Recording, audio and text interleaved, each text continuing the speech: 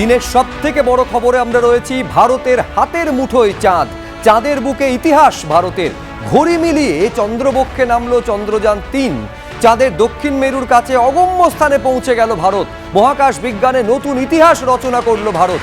Russia যেটা পারলো না সেটাই করে দেখালো Bharat.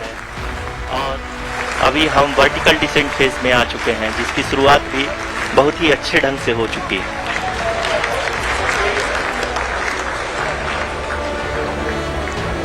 Lot of applause indicates that till now the performance has been nominal. We are in the vertical descent phase 1. The altitude is being brought down from 800 meters and we are nearing and approaching the lunar surface. जी, आप अपने screen पे देख सकते हैं कि lander का height लगातार कम होता जा रहा है। इस समय हम लैंडिंग साइट के जस्ट ऊपर हैं और इस समय इसकी ऊंचाई लगभग 600 मीटर के आसपास है। We can see the Honorable Prime Minister Shri Narendra Modi ji, who is here to encourage us, and he is critically looking at the visuals.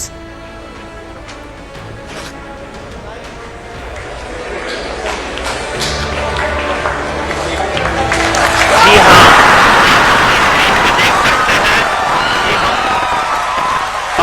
Lander module People are applauding and us all wait to hear from the Secretary Department of Space and Chairman ISRO Shri S. Somnath.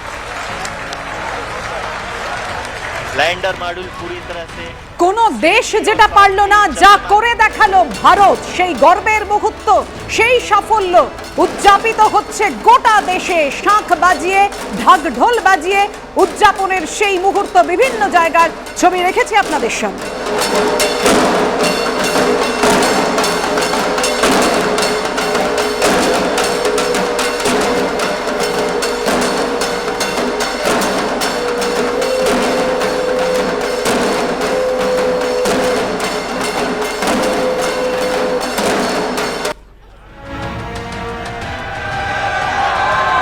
ইসরোর বিজ্ঞানীদের, ইসরোতে যারা ছিলেন সমস্ত কর্মীদের সেই উচ্ছ্বাসের মুহূর্ত। হ্যাঁ, আমরা পেরেছি, ভারত পেরেছে। জগৎ সভায় ভারত সেই শ্রেষ্ঠ আসন দখল করতে পেরেছে। শঙ্খ নিনাদের কথা বলেছিলেন প্রধানমন্ত্রী নরেন্দ্র মোদী। শাঁখ বাজিয়ে আক্ষরিক অর্থে সেই মুহূর্তকে উদযাপন করা হচ্ছে।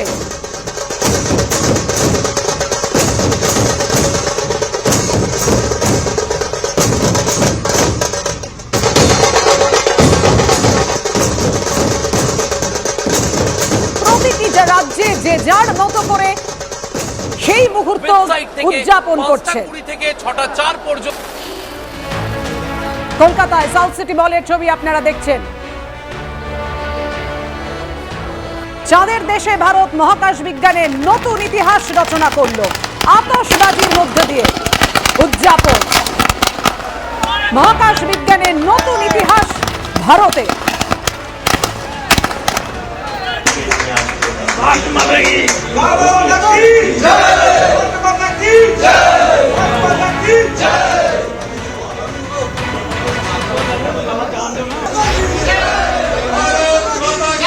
সেনাবাহিনীদের মধ্যেও সেই উৎসাহ, সেই উদ্দীপনা, সেই উচ্ছ্বাস।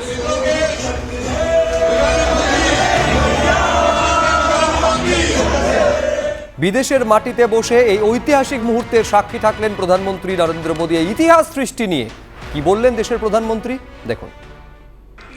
हमने धरती पर संकल्प लिया और चांद पर उसे साकार किया, और हमारे वैज्ञानिक साथियों ने भी कहा India is now on the moon. आज हम अंतरिक्ष में नए भारत की नई उड़ान के साक्षी बने हैं। नया इतिहास बनते ही हर भारतीय जश्न में डूब गया है। हर घर में उत्सव शुरू हो गया है। मैं टीम चंद्रयान को, इसरो को और देश के सभी वैज्ञानिकों को जी जान से बहुत बहुत बधाई देता हूं, जिन्होंने इस पल के लिए वर्षों तक इतना परिश्रम किया है। इस अद्भुत पल के लिए मैं 140 करोड़ देशवासियों को भी कोटि कोटि बधाइयां देता हूं। मेरे परिवारजनों, हमारे वैज्ञानिकों के परिश्रम और प्रतिभा से भारत चंद्रमा के उस दक्षिणी ध्रुव पर पहुंचा है, जहां आज तक दुनिया का कोई भी देश नहीं पहुंच सका। अब आज के बाद से चांद से जुड़े मिथक बदल जाएंगे, कथानक भी बदल जाएंगे और नई पीढ़ी के लिए कहावतें भी बदल जाएगी। भारत में तो हम सभी लोग धरती को मां कहते हैं और चांद को मामा बुलाते हैं। कभी कहा जाता था, चंदा मामा बहुत दूर के हैं। चंदा मामा बहुत दूर के हैं। अब एक दिन वो भी आएगा जब बच्चे कहा करेंगे, चंदा मामा बस एक टूर के हैं।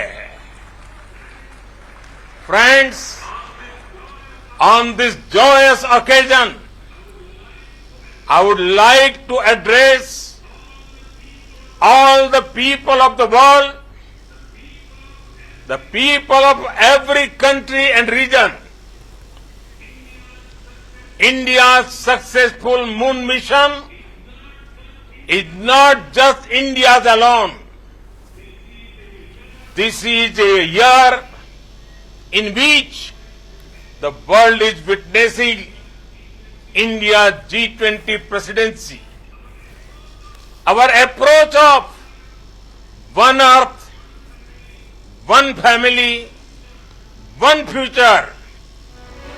ব্রিক্স সম্মেলনে যোগ দিতে দক্ষিণ আফ্রিকায় রয়েছেন নরেন্দ্র মোদী।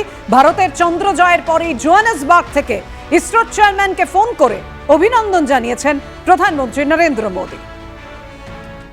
जी, आपका तो नाम सोमनाथ और सोमनाथ नाम चंद्र से जुड़ा हुआ है और इसलिए आज आपके परिवारजन भी बहुत आनंदित होंगे।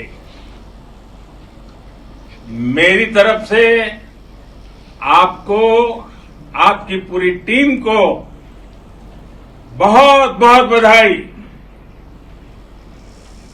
और सबको मेरी तरफ से अभिनंदन कह दीजिए और हो सके उतना जल्दी मैं आप सबको रूबरू में भी बधाई दूंगा।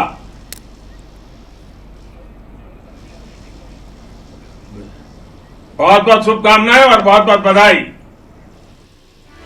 একদম ঘড়িতে সময় মেনেই 6টা বেজে 4 মিনিটে যখন সফল অবতরণ করলো বিক্রম, তারপর ইসরোর অধিকর্তা তিনি কি বললেন এই সফল অবতরণ নিয়ে, রাখবো আপনাদের সামনে। The success of Chandrayaan 3 meaning for the future exploration, I think it's all clear to you. I don't have to tell.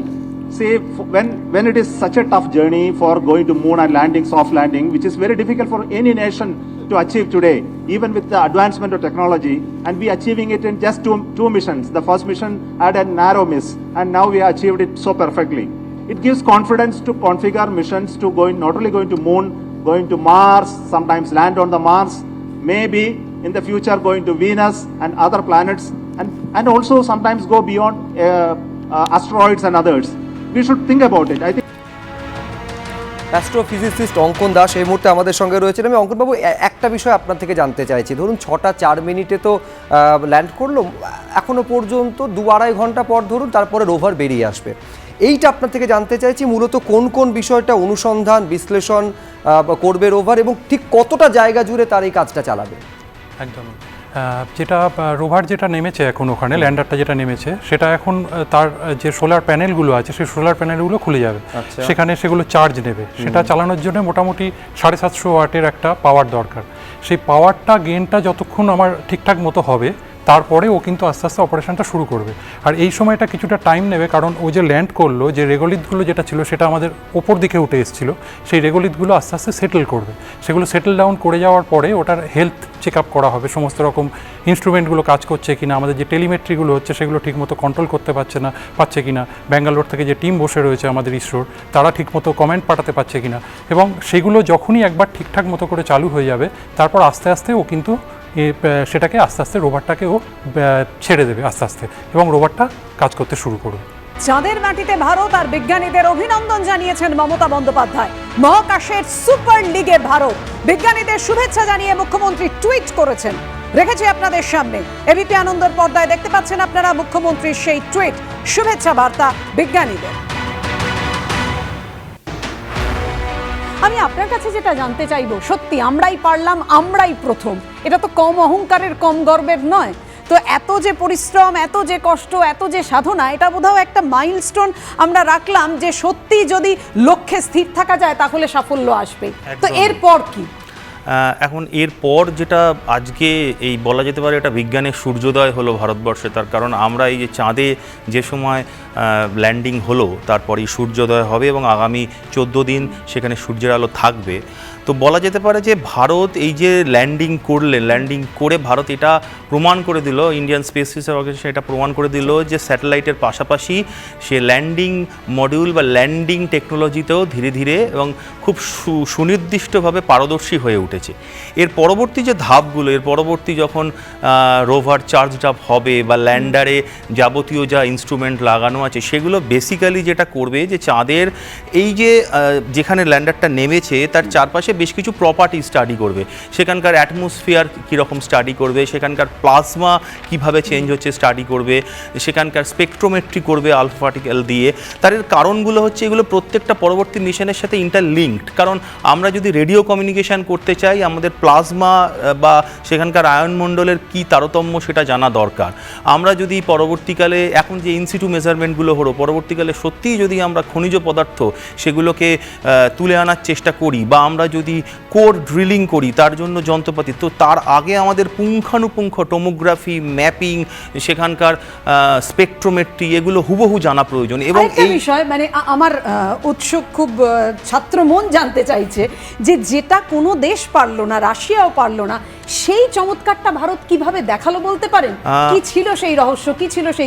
আমার মনে হয় যে এক্ষেত্রে সেই মহাভারতের অর্জুনের মতো বলতে হয় যে লক্ষ্য স্থির করা। মানে আমরা যদি একদম 2008-এর চন্দ্রযান 1 মিশন থেকে শুরু করি, চন্দ্রযান 1 মিশনের যে মুন ইম্প্যাক্ট প্রোব ছিল, সেই মুন ইম্প্যাক্ট প্রোব প্রথমে এই ওয়াটার ভেপার কন্টেন্টের প্রথম আমাদের সেই খবর বা তথ্য দেয়। দ্বিতীয় কথা, চন্দ্রযান 2 আমি ভীষণভাবে মনে করি চন্দ্রযান 2 ইন্ডিয়ার একটা সাকসেসফুল মিশন। তার কারণটা হচ্ছে চন্দ্রযান 2 এর যে অরবাইটার, সে অরবাইটার যা প্রজেক্ট বা যা তথ্য দেওয়ার জন্য মহাকাশে পাঠানো হয়েছিল তার থেকে অনেক বেশি দিন সেই তথ্য সুনির্দিষ্টভাবে যথেষ্ট প্রিসিশন অ্যাকিউরেসি মেনটেন করে পাঠিয়ে গেছে। এবং তার ওপর নির্ভর করে, মানে যখন আমরা ছোটোবেলায় সিঁড়ি ভাঙা অঙ্ক করেছি যে একটার পর একটা স্টেপ পেরিয়ে এবং এই যে দ্বিতীয় চন্দ্রযান 2 এর যেটাকে আমরা ব্যর্থতা বলি, যদিও আমি সেটাকে ব্যর্থতা বলে মনে করি না, তৃতীয় চন্দ্রযানের সাফল্য কিন্তু এই চন্দ্রযান 1 এবং চন্দ্রযান 2 ইতিহাস কথা বলে বর্তমানে যেটা করে দেখালো চন্দ্রযান 3।